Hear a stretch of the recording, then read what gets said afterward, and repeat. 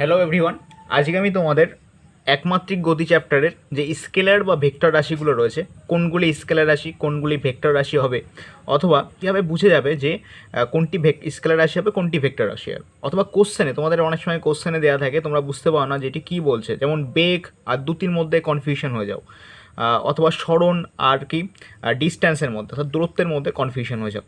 তো এই কনফিউশনগুলো আজকে আমি এই ভিডিওতে তোমাদের পুরোপুরি ক্লিয়ার করে দেবো। তোমরা প্রথম থেকে শেষ পর্যন্ত ভিডিওটা খুব মনোযোগ সহকারে দেখবে, ওকে?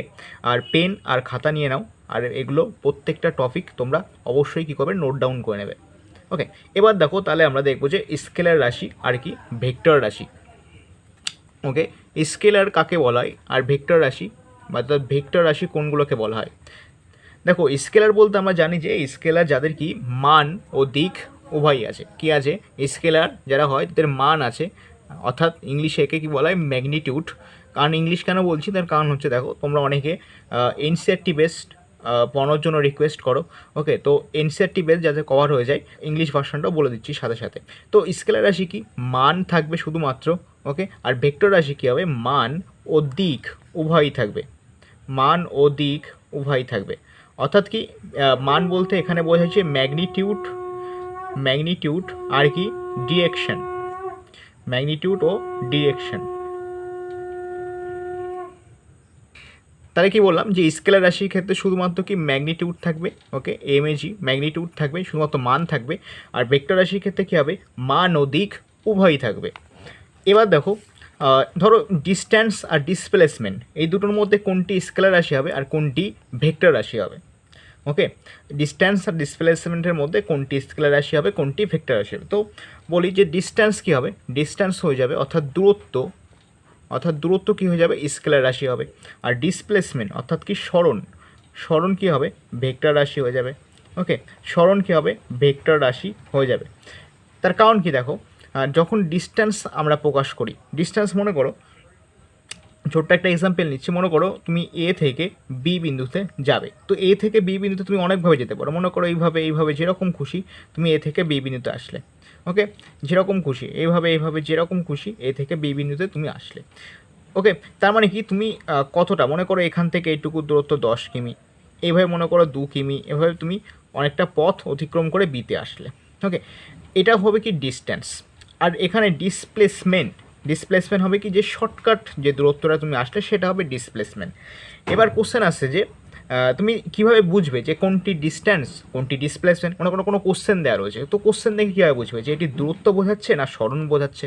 তো সিম্পল, দেখো যখন ডিস্ট্যান্স বোঝাবে, দূরত্ব বোঝাবে, তখন কী হবে, ওখানে কোনো দিক নির্দেশ করা থাকবে না। মানে বলা হলো যে তুমি 10 মিটার পথ গেছো অথবা 2 কিমি পথ গেছো, ওকে? তার মানে কি, এখানে কোনো দিক নির্ণয় করা নেই, ওকে? আমরা আগেই দেখলাম যে স্কেলার রাশির ক্ষেত্রে শুধুমাত্র মান থাকে, কোনো দিক থাকে না। তো ভেক্টর রাশির ক্ষেত্রে মান আর দিক উভয় থাকে। এবার দেখো, যখন আমরা ডিসপ্লেসমেন্টকে প্রকাশ করব তখন কীভাবে প্রকাশ করবো, মনে করো 2 কিমি কি পূর্ব দিকে লিখলাম, ওকে? 2 কিমি পূর্ব দিকে, অর্থাৎ 2 কিমি ইস্ট অথবা 3 কিমি ওয়েস্ট, যেরকম লিখতে পারো। তো এখানে আমরা দেখছি যে লাস্টে কী হচ্ছে, আমরা দিক নির্ণয় করে দিচ্ছি যে পূর্ব দিকে। তো এক্ষেত্রেও কী হবে, যখন এ থেকে বিতে যাচ্ছি তখন আমরা লিখবো যে কতটা ডিস্ট্যান্স, মনে করো এখান থেকে এটুকু 10 কিমি ডিস্ট্যান্স গেছে, তো 10 কিমি কী হবে, পূর্ব দিকে আমরা লিখে যেতে হবে। যদি আমরা দিক নির্ণয় করি এরকমভাবে, তাহলে কি দেখবো যে ইস্ট, ওয়েস্ট, নর্থ আর কি সাউথ। তো আমরা লিখবো যে এখানে 10 কিমি কী হয়েছে, এখানে যদি 0 পয়েন্ট ধরি, তো এখানে 0 পয়েন্ট, এখান থেকে যদি দেখি 10 কিমি কী গেছে, পূর্ব দিকে গেছে। তার মানে কি, আমি দিক নির্ণয় করছি, তাহলে সরণ হবে কি, সরণ হয়ে যাবে তোমাদের ভেক্টর রাশি। এবার দেখো নেক্সট আসছে কি, নেক্সট হচ্ছে ধরো স্পিড আর হচ্ছে ভেলোসিটি। তো এবার হচ্ছে স্পিড কোন রাশি, স্কেলার রাশি না ভেক্টর রাশি? কীভাবে বুঝবে যে স্পিড কোন রাশি? তো স্পিড হবে কি, স্কেলার রাশি, ওকে? তাহলে স্পিড হয়ে যাচ্ছে কি স্কেলার রাশি। এবার কেন স্পিড স্কেলার রাশি? আর হচ্ছে কি, যেটা বললাম ডিসপ্লেসমেন্ট ভেক্টর রাশি হবে, আর এখানে হয়ে যাবে ভেলোসিটি কী হয়ে যাবে, এটাও ভেক্টর রাশি হয়ে যাবে। তার কারণ কি, দেখো স্পিড যখন লেখা হবে, ওকে, কোনো কিছু যখন স্পিড আমরা লিখবো তখন এইভাবে লিখবো যে মনে করো 10 মিটার পার সেকেন্ড, শুধুমাত্র এটা, কারণ স্পিডে শুধুমাত্র কি ম্যাগনিটিউড রয়েছে, শুধুমাত্র মান রয়েছে, ওকে? তাহলে স্পিড কি, স্পিড বলতে এখানে বোঝাচ্ছে কি দ্যুতি, ওকে, দ্যুতি। আর ভেলোসিটি মানে কি বেগ। তাহলে আমরা কি পেলাম যে দ্যুতি কি হয়, দ্যুতি স্কেলার রাশি হয়, আর বেগ কি, বেগ ভেক্টর রাশি হয়। কারণ আমরা যখন দ্যুতি দেখো প্রকাশ করছি তখন শুধুমাত্র লিখছি মান, অর্থাৎ 10 মিটার/সেকেন্ড। যখন আমি এটাকেই এই 10 মিটার/সেকেন্ড এটাকে যখন বেগের আকারে প্রকাশ করবো তখন কি লিখবো যে 10 মিটার/সেকেন্ড, মনে করো পূর্ব দিকে গেছে অথবা উত্তর দিকে, তো আমি লিখে দিলাম উত্তর দিকে, ওকে, 10 মিটার/সেকেন্ড উত্তর দিকে। তো এটা কি হলো স্পিড আর ভেলোসিটি। দেখতে পেলে যে স্পিডের ক্ষেত্রে আমরা কি করব 10 মিটার/সেকেন্ড, এটা শুধুমাত্র মানটা লিখবো, আর ভেলোসিটির ক্ষেত্রে বেগের ক্ষেত্রে কি আমরা লাস্টে দিক বসিয়ে দেবো, যে কোন দিকে যাচ্ছি সেটা আমরা উল্লেখ করে দেবো। ওকে, এবার দেখো এবার আসছে যে স্পিড হয়ে গেল, ভেলোসিটি হয়ে গেল। এবার দেখো এবার টেম্পারেচার। তো টেম্পারেচার কোন রাশি হবে, স্কেলার রাশি হবে না ভেক্টর রাশি হবে? তো এই টেম্পারেচার হয়ে যাবে তোমাদের কি স্কেলার রাশি। ওকে, টেম্পারেচার অর্থাৎ উষ্ণতা স্কেলার রাশি হবে। কেন হবে স্কেলার রাশি টেম্পারেচার? তার কারণ হচ্ছে দেখো, যখন আমরা টেম্পারেচারকে প্রকাশ করি, মনে করো 30°C, 40°C, আমরা এরকম বলি না যে 30°C পূর্ব দিকে, 30°C পশ্চিম দিকে, ঠিক না? আমরা জাস্ট বলি এখানে টেম্পারেচার বা আমাদের বডি টেম্পারেচার যখন মাপি তখন আমরা কি বলি যে এত ডিগ্রি ফারেনহাইট টেম্পারেচার রয়েছে, 90°F, ওকে, 100°F, এরকম আমরা বলি।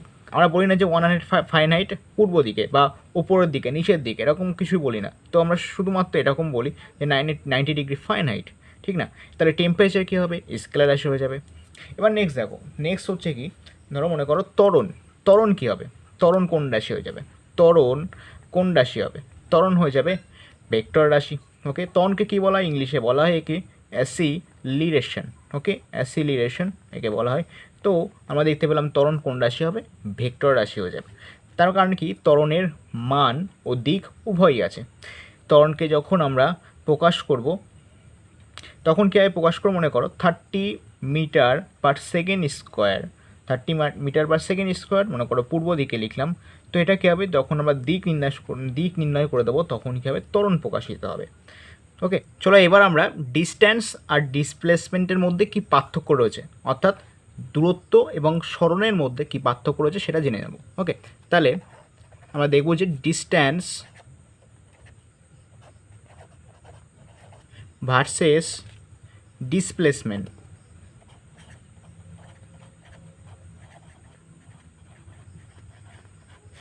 ওকে, ডিস্ট্যান্স ভার্সেস ডিসপ্লেসমেন্ট। দেখো ডিস্ট্যান্সের ক্ষেত্রে কী হয়, মনে করো কোনো একজন ব্যক্তি পূর্ব দিকে 13 মিটার পথ গেল। ওকে, তারপরে যাওয়ার পরে কিছুটা দূরত্ব যাওয়ার পরে 13 মিটার যাওয়ার পরে 4 মিটার আবার পশ্চিম দিকে ব্যাক করলো। ওকে, 4 মিটার। তার মানে দেখো ডিস্ট্যান্সের ক্ষেত্রে আমরা কি বুঝবো, ডিস্ট্যান্স যেহেতু স্কেলার রাশি, ডিস্ট্যান্স মন দিয়ে শুনবে, যেহেতু ডিস্ট্যান্স অর্থাৎ দূরত্ব ও অতিক্রান্ত পথ। ওকে, তোমাদের বইয়ে রয়েছে অতিক্রান্ত পথ।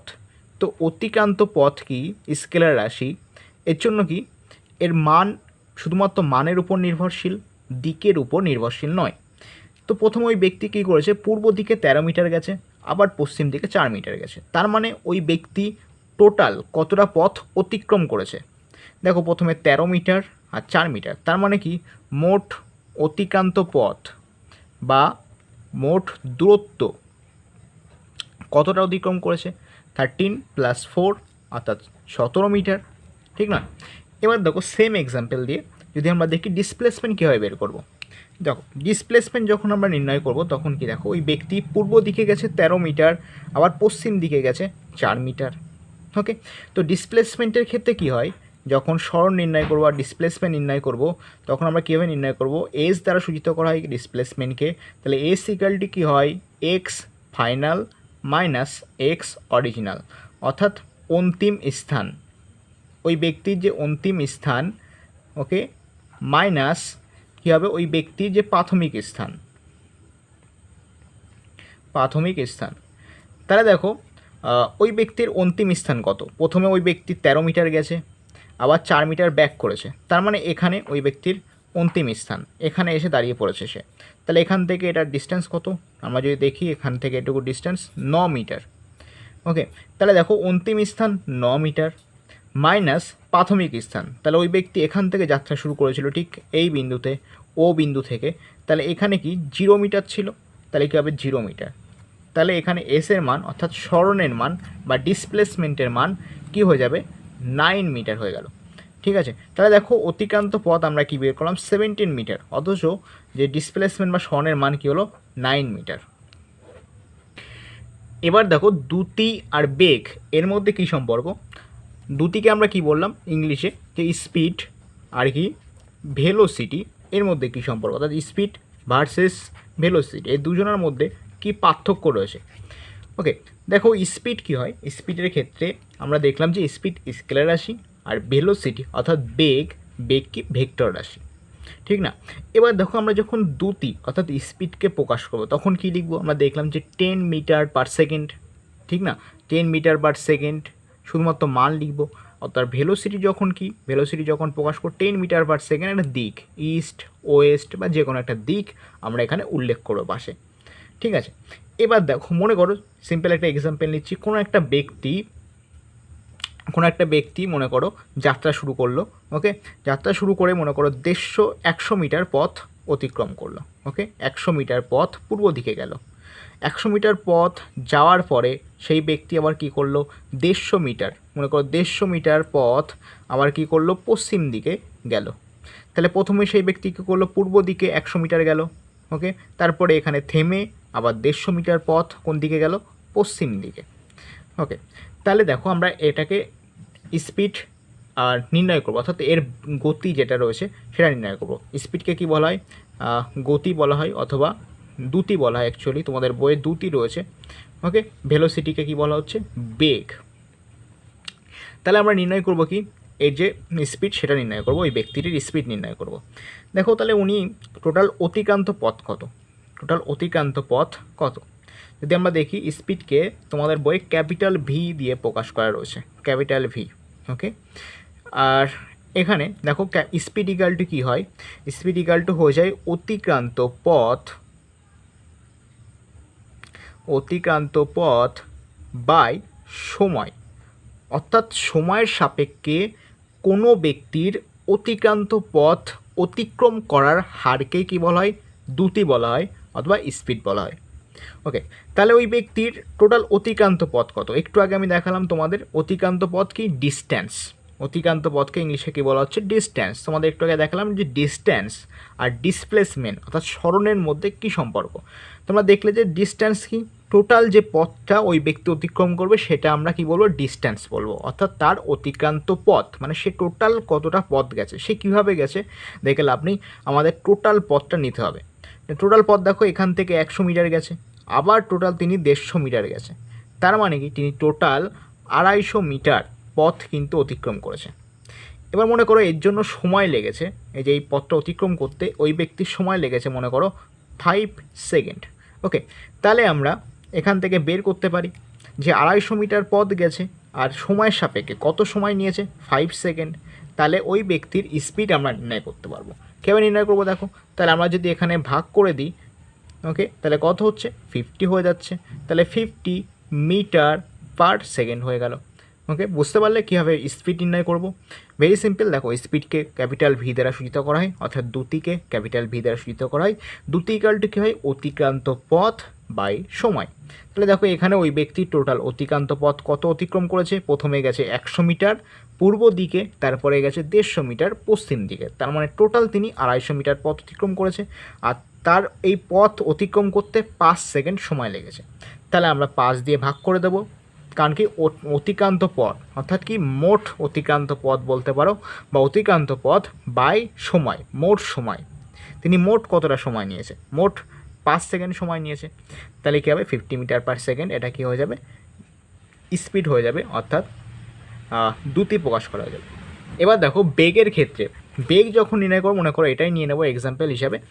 এবার দেখো এখানে বেগের ক্ষেত্রে আমরা কীভাবে নির্ণয় করবো, অ্যাজ সিম্পল মনে করো 0 নিলাম, এখান থেকে মনে করো সে এই বিন্দু থেকে যাত্রা শুরু করলো। ওকে, ও বিন্দু থেকে, তাহলে আমরা কি দেখলাম যে ও বিন্দু থেকে তিনি পূর্ব দিকে কত মিটার গেছে 100 মিটার, হ্যাঁ কি না, ও বিন্দু থেকে তিনি 100 মিটার গেছেন আর তারপরে কি করেছে তিনি ব্যাক করে 150 মিটার গেছে, অর্থাৎ এটা কিন্তু আমরা এক্স অক্ষ বরাবর দেখছি, ঠিক না, এক্স অক্ষ বরাবর। তাহলে 100 মিটার কী করেছে তিনি পূর্ব দিকে গেছে, গিয়ে আবার 150 মিটার ব্যাক করেছে, তার মানে এখান থেকে 150 মিটার ব্যাক করেছে পশ্চিম দিকে, তাহলে এই যে 150 মিটার, ওকে, তাহলে দেখো এই বিন্দুটাকে যদি আমরা এক্স অক্ষ ধরি, এখানে যদি মাঝখানে ধরি 0 আর এরপর এক্স হয়, এপাশে পজিটিভ হবে আর এপাশে কী হয়ে যাবে, নেগেটিভ হয়ে যাবে, ঠিক কি না, নেগেটিভ হয়ে যাবে।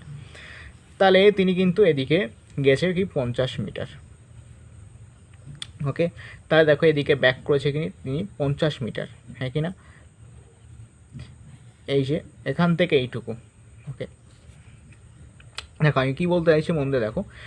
তাহলে আমরা কি জানি যে ভেলোসিটির ক্ষেত্রে কী হয়, ভেলোসিটিকে দেখো স্মল ভি দ্বারা প্রকাশ করা হয়। স্মল ভি ইকালটি কী হয়, সরণ বাই সময় হয়ে যায়, সরণ বাই সময়। অর্থাৎ এর যে সংজ্ঞা বা ডেফিনেশন কী হয়, সময়ের সাপেক্ষে কোনো ব্যক্তির সরণের হারকেই কি বলা হয়, ভেলোসিটি বা বেগ। তাহলে আমরা কি দেখেছি যে এখানে সরণ কত আমাদের বের করতে হবে। সরণ কীভাবে বের করব, আমরা আগেই দেখলাম যে সরণ যখন আমরা বের করব তখন কি হয়, সরণ স্মল এস দ্বারা সূচিত করা হয় ফাইনাল পজিশন, অর্থাৎ এক্স এফ মাইনাস এক্স ও, অর্থাৎ অরিজিনাল পজিশন। তাহলে দেখো ওনার ফাইনাল পজিশন কোনটি, ফাইনাল পজিশন নিশ্চয়ই এখানে রয়েছে, আর এটা এই বিন্দু থেকে তার যে অরিজিনাল পজিশন বা অরিজিনাল যে জায়গা ছিল, তিনি যাত্রা শুরু করেছিল যে বিন্দু থেকে, সেখান থেকে যে ফাইনাল যে পজিশন রয়েছে সেটার ডিস্ট্যান্স কত। দেখো এখানে সেখানে এই ডিস্ট্যান্সটা কত রয়েছে, 50 মিটার নিশ্চয়ই। ওকে, আর যে ফাইনাল সেটা কী হবে, 0 মিটার হয়ে যাবে, তাহলে কী হবে 50 হয়ে গেল, ঠিক আছে 50 হয়ে গেল। এবার দেখো তাহলে আমরা বেগ কীভাবে নির্ণয় করবো, বেগের ক্ষেত্রে আমরা আগেই দেখলাম যে বেগ ইকাল টু কী হয়, বেগ ইকাল টু হয়ে যায় সরণ বাই সময়। তাহলে কি সরণ আমাদের কত, 50 মিটার, তো আমরা লিখবো 50 মিটার। আর মনে করো সময় সেম নিয়েছে, কারণ আগের ক্ষেত্রে 5 সেকেন্ড নিয়েছে, এক্ষেত্রে অবশ্যই 5 সেকেন্ডই নেবে, তো 5 সেকেন্ড। তাহলে কী হয়ে গেল, দেখো 10 মিটার পার সেকেন্ড। দেখতে পেলে বেগের মান এখানে 50 মিটার, সরি দ্রুতির মান এখানে 50 মিটার পার সেকেন্ড বেরিয়েছে, অর্থাৎ স্পিডের মান, আর এখানে ভেলোসিটির ক্ষেত্রে 10 মিটার পার সেকেন্ড বেরিয়েছে। তাহলে দুটো মানই কিন্তু আলাদা। এবার দেখো এবার আমরা পড়বো যে এভারেজ স্পিড আর হচ্ছে এভারেজ ভেলোসিটি। দেখো ভেরি সিম্পল, এভারেজ স্পিড আর এভারেজ ভেলোসিটি। এভারেজ স্পিডকে কী করা হয়, এভারেজ স্পিডকে এস, মনে করো এভারেজ স্পিড রয়েছে, আমরা এটাকে এস দ্বারা সূচিত করছি। ওকে, এস বার, মনে করো স্পিডকে এস দ্বারা সূচিত করছি, তো এস লিখলাম আমি, এস বার এভারেজ স্পিড। ওকে, তো এভারেজ স্পিড কি হয়, মোট যে অতিক্রান্ত পথ, এভারেজ স্পিডের সূত্র দেখে নাও কী হবে, মোট অতিক্রান্ত পথ, মোট অতিক্রান্ত পথ বাই কি, মোট সময়। ওকে, মোট সময়। আর এভারেজ যে ভেলোসিটি হবে, এভারেজ ভেলোসিটির ক্ষেত্রে অর্থাৎ গড় বেগ, আমরা এটা কি পড়ছি, এখানে এটা দেখলাম যে গড় দ্রুতি। ওকে, গড় দ্রুতি, আর এটার ক্ষেত্রে আমরা পড়ব গড় বেগ। তো এভারেজ ভেলোসিটিকে ভি তার মাথায় বার দিয়ে দেবো, এভারেজ ভেলোসিটি এখানে কি হয়ে যাবে, এভারেজ ভেলোসিটি ইকুয়াল টু হবে মোট সরণ বাই মোট সময়। ওকে, মোট সরণ বাই মোট সময়। তা এবার আমরা দেখে নেব কি, ধরো কোনো একটা ব্যক্তি মনে করো এখানে রেস্টিং অবস্থায় ছিল, মানে প্রাথমিক অবস্থায় তিনি এখানে ছিল, এখান থেকে মনে করো ভি স্পিডে, ওকে ভি স্পিডে এই বিন্দুতে আসলো, অর্থাৎ এ থেকে মনে করো বিতে আসলো। এবার এ থেকে বিতে আসতে মনে করো তার সময় লাগলো টি সেকেন্ড, অর্থাৎ টি সেকেন্ড। ওকে, এ থেকে বিতে আসতে তার টি সেকেন্ড সময় লেগেছে। তাহলে আমরা তার যদি অতিক্রান্ত পথ নির্ণয় করতে বলা হয়, তো অতিক্রান্ত পথকে মনে করো এস দ্বারা সূচিত করা হয়।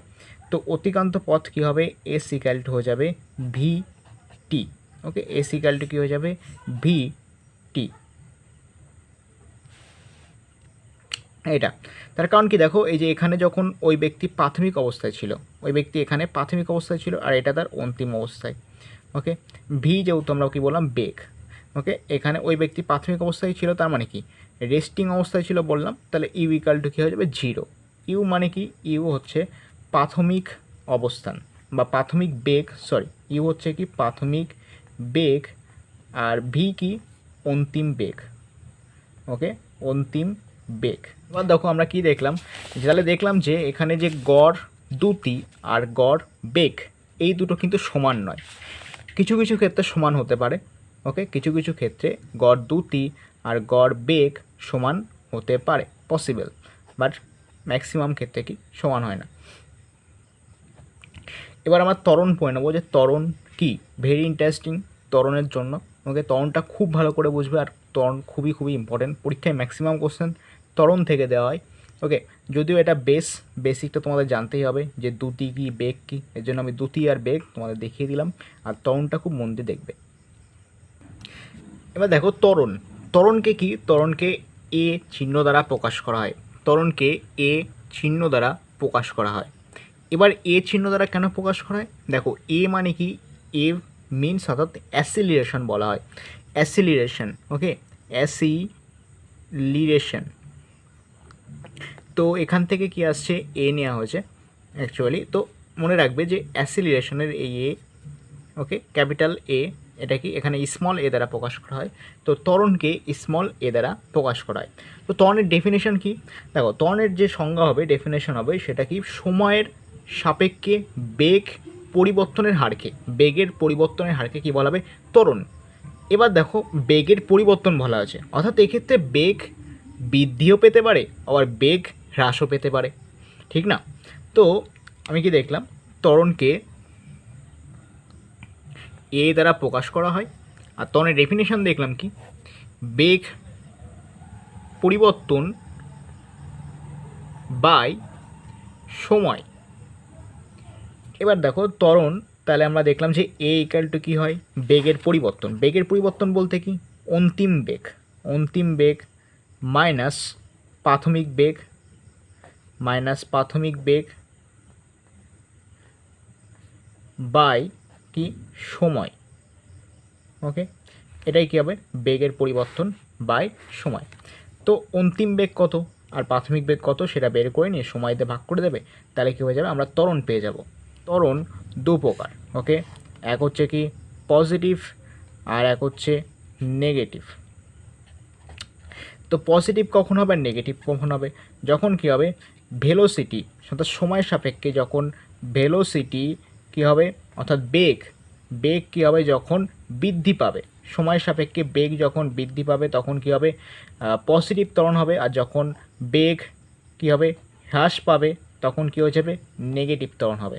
বোঝা গেল, তাহলে ত্বরণ, আর এই যখন বেগ হ্রাস পায় এটাকে কি বলা হচ্ছে, এটাকে বলা হয়, আলাদা নাম দেওয়া হয়েছে, তার নাম হচ্ছে কি মন্দন। অর্থাৎ বেগ সময়ের সাপেক্ষে বেগ হ্রাসের হারকে মন্দন বলা হয়। মন দিয়ে শোনো কী বললাম, যে সময়ের সাপেক্ষে বেগ হ্রাসের হারকে মন্দন বলা হয়, আর সময়ের সাপেক্ষে বেগ বৃদ্ধির হারকে ত্বরণ বলা হয়। তো এবার চলো একটা এক্সাম্পল নিয়ে নিচ্ছি। মনে করো একটা ব্যক্তি 60 মিটার পার সেকেন্ড বেগে আসছিল, ওকে, 60 মিটার পার সেকেন্ড বেগে আসছিল ওই ব্যক্তিটি। এবার সে কী করলো, মনে করো ওই ব্যক্তি এ ত্বরণ, অর্থাৎ মনে করো ত্বরণের মান আমরা নিয়ে নিচ্ছি যে 5 মিটার পার সেকেন্ড স্কোয়ার। ওকে, তার মানে কি, ওই ব্যক্তি 60 মিটার পার সেকেন্ড বেগে আসছিল, হঠাৎ করে সে ত্বরণে চলা শুরু করলো, ওকে, 5 মিটার পার সেকেন্ড স্কোয়ারে। এবার 4 সেকেন্ড পরে, মনে করো তিনি 4 সেকেন্ড পথ অতিক্রম করলো, 4 সেকেন্ড পরে ওই ব্যক্তির বেগ কত হবে। ওকে, তোমরা ভিডিওটা পজ করে কোশ্চেন অ্যান্সারটা করার চেষ্টা করো, তারপরে আমি বলছি। দেখো, আশা করি চেষ্টা করে নিয়েছো। ওকে, দেখো ওই ব্যক্তি কি বললাম, যে 60 মিটার পার সেকেন্ড স্পিডে আসছিল, ঠিক না। তার মানে ওই ব্যক্তির প্রাথমিক বেগ কত ছিল, 60 মিটার পার সেকেন্ড, ঠিক আছে। এবার দেখো ওই ব্যক্তি কী হয়েছে, ওই ব্যক্তির ত্বরণ কত, 5 মিটার পার সেকেন্ড স্কোয়ার। এবার ওই ব্যক্তি 4 সেকেন্ড পথ অতিক্রম করেছে, তার অন্তিম বেগ কত হবে, দেখো 60 তার প্রাথমিক বেগ ছিল, তাহলে 5 মিটার পার সেকেন্ড, তার মানে কি প্রত্যেক সেকেন্ডে সে কিন্তু 5 মিটার পথ অতিক্রম করেছে, তাহলে 4 সেকেন্ড গেছে, ঠিক আছে, 4 সেকেন্ড গেছে, তাহলে কী হয়ে যাবে, এখানে 80 হয়ে যাবে, ঠিক না। তার অন্তিম বেগ কত হবে, 80 মিটার পার সেকেন্ড হয়ে যাবে। ওকে, চলো এটাকে আমরা ইজি প্রসেসে করব, অর্থাৎ ফর্মুলা ইউজ করে দেখবে কয়েক সেকেন্ডের মধ্যে, জাস্ট 2 সেকেন্ডের মধ্যে তোমরা এই অঙ্কটাই করে ফেলবে। ওকে, তাহলে দেখো ফর্মুলা আমরা আগে বের করে নিই। আমরা কি দেখলাম, যে অ্যাসিলিয়েশনকে এ দ্বারা সূচিত করা হয়। ওকে, এ ইকাল টু কী হয়, বেগ পরিবর্তন বাই সময়। অর্থাৎ ত্বরণ ইকুয়াল টু কী হয়, বেগ পরিবর্তন বাই সময়, ঠিক না? এবার দেখো বেগ পরিবর্তন বলতে কি বুঝি আমরা। ধরো মনে করো তোমার কাছে কালকে 100 টাকা ছিল, আজকে রয়েছে 120 টাকা। তাহলে দেখো তোমার কাছে কালকে কিন্তু 100 টাকা ছিল, আজকে রয়েছে 120 টাকা। তাহলে কীভাবে এর পরিবর্তন বের করবে, 120 থেকে 100 মাইনাস করবে, ঠিক না? তাহলে কত টাকা হয়েছে, আজকে 20 টাকা বৃদ্ধি পেয়েছে। তো এখানেই সেটাই, বেগ পরিবর্তন মানে কি, এখানে ধরো অন্তিম বেগ মাইনাস প্রাথমিক বেগ বাই সময়। তাহলে দেখো অন্তিম বেগ কি, অন্তিম বেগ হচ্ছে ভি দ্বারা সূচিত করা হয়, প্রাথমিক বেগকে ইউ দ্বারা সূচিত করা হয় বাই টি। ওকে, তাহলে এ ইকুয়াল টু কী হলো, V minus you by T, ঠিক আছে? এবার দেখো তাহলে আমরা এখানে এ আর টি যদি কোনাকুনি গুণ করি তাহলে কী হয়ে যাবে, এ টি ইকুয়াল টু কি, ভি মাইনাস ইউ, ঠিক না?